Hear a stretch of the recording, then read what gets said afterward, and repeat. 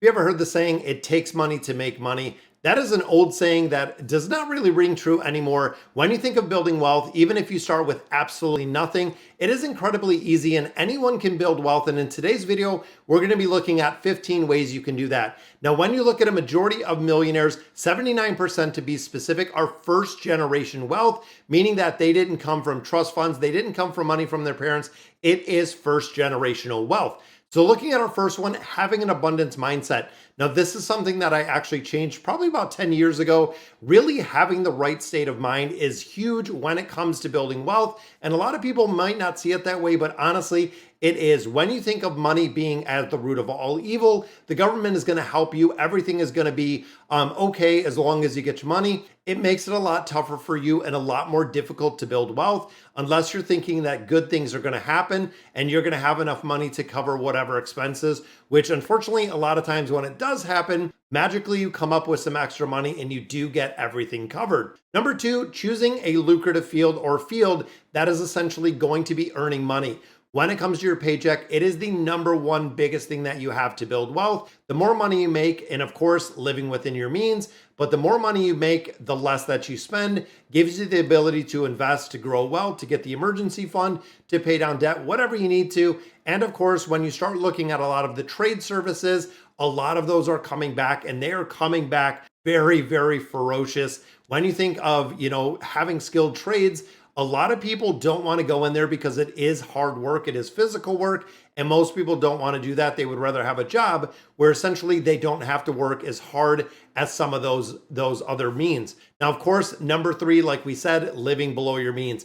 This is so incredibly important. If you make $5,000 and you spend $6,000, chances are there's going to be a point where you're going to run out of money in your entirety. Living below your means means that if you make $5,000, you live on less than $5,000. Now, of course, that doesn't mean you want to make $5,000 and spend all $5,000.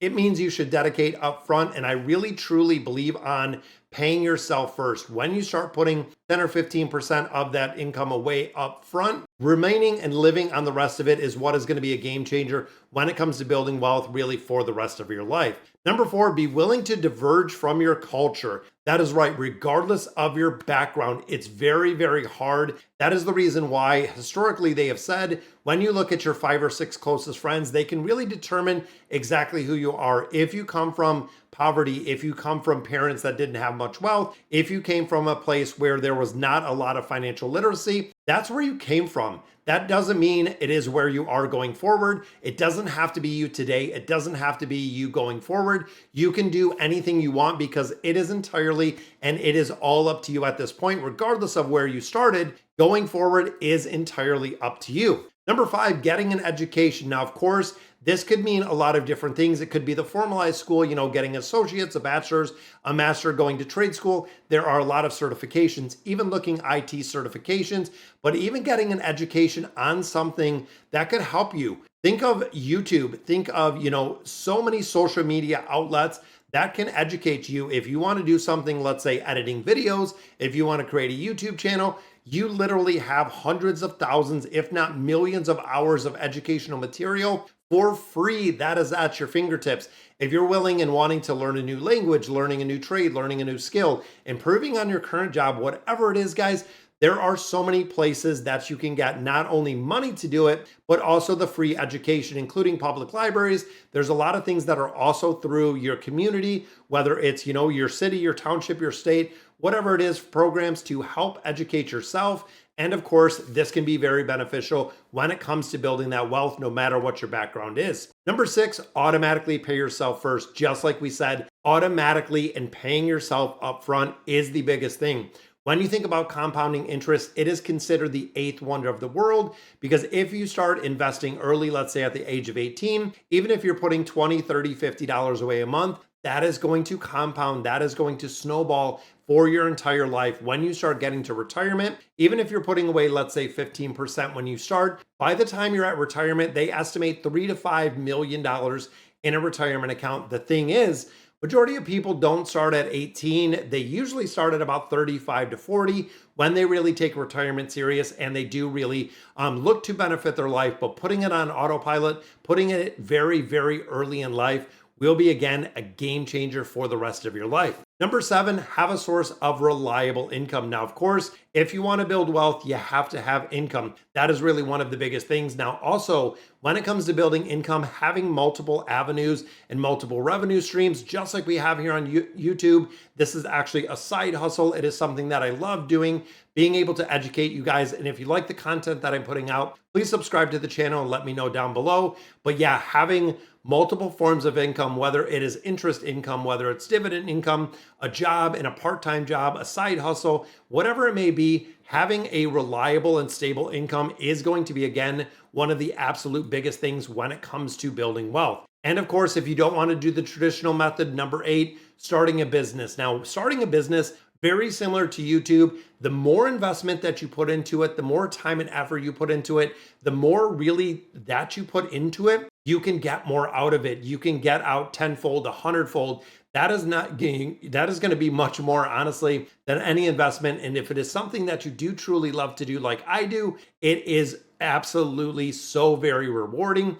When I see comments of people that I've helped with financial literacy, even in my professional career as a financial counselor, I have helped so many people. And again, it really does bring me a ton of joy when I can educate you guys really when it comes to the financial literacy and the programs that a lot of people do offer. And insuring your assets. Now, of course, once you start building wealth, you want to have some sort of insurance, which is health insurance, life insurance, auto insurance, home insurance, all of the basics insurance. Now that you've started to build wealth on your wealth journey, you have to protect those assets. And of course, you don't want to overpay for those premiums because that could be eating up a lot of wealth. But if something does happen, you want to make sure that you're well insured, that you're going to go ahead and build and be able to replace whatever you need. Number 10, upgrading your skills. This is huge.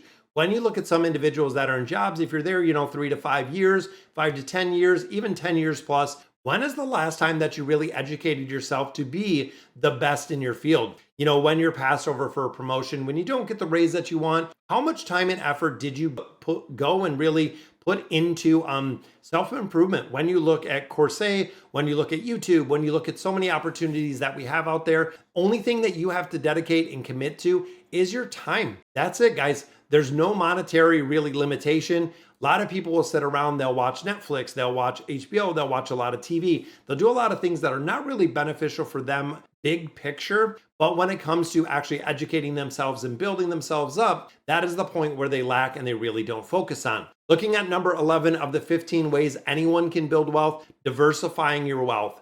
This is huge. This is why we talk about our 3 ETF dividend portfolio. So really building this out and knowing what the risk is and not putting everything in one basket. Essentially, when there was a dot-com burst, when we seen the housing market kind of meltdown, people could lose a lot of money. This is the reason why the diversification has to happen. I put money into the stock market. We put it into the S&P 500. I also have investments that are in CDs that are a lot more safe.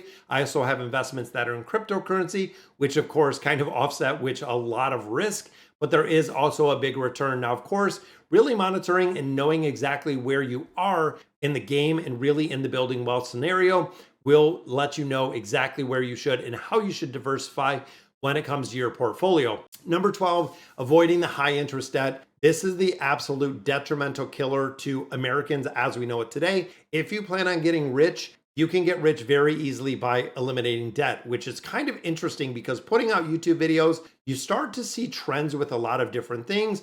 And of course, when you start looking at things that provide assets, such as cars, clothing, and boats, they are depreciating assets, meaning the money that you're paying it for today, majority of time, if you go to sell it in the future, it is going to be worth less than what you bought it for, which again is kind of traditionally. So buying assets that are going to be appreciating, but also on the avenue of YouTube is when I talk about making money, a lot of people jump on board. When I talk about investing, a lot of people jump on board. When I talk about mitigating risk and really paying down debt and eliminating debt, no one really cares. Guys, you're getting a raise both ways. If you're making more money or if you're paying off your debt, both of those ways, you're going to be able to keep more of that paycheck, which I just want the realization that that is the way it is. Number 13, building multiple sources of income. Again, we kind of touched on this. You want some sources that are pretty safe, which is going to be like your emergency fund that's sitting in an account, a high yield account.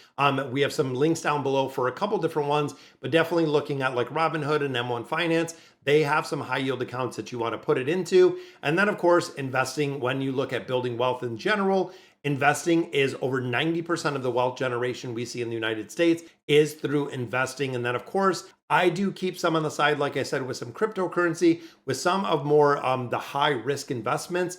But overall, I only put a small percentage in there because I know if anything goes south that I am still going to be covered by everything else that we have invested. Now, number 14, optimizing your taxes. That is right. There is no reason to give the government more money than they deserve. Make sure on this front, and I do it myself, hire a professional tax advisor. If you're looking at TurboTax, if you're looking at, so many different things of software really that cost $30, $50, $70. When you look at a tax professional, that's about what they charge. So you can either do your taxes yourself or get them professionally done. And again, to save 10 or 20 bucks, not really worth it. I would rather have somebody in my corner if anything happens. That way we can make sure that everything is insured and I know that everything is covered. And the final one, number 15, maintaining an emergency fund. Not a lot of interest, not a lot of really the rainy day fund, whatever you want to call it. But having the emergency fund is going to keep you from having to go and really take out some high interest debt, taking out loans if something happens. The emergency fund, you have to remember, however, is strictly for emergencies and for emergencies only. Should not be used for anything else, guys. This is the emergency fund. And of course, you don't want to bend the rules. You don't want to really draw straws to say what a true emergency really is.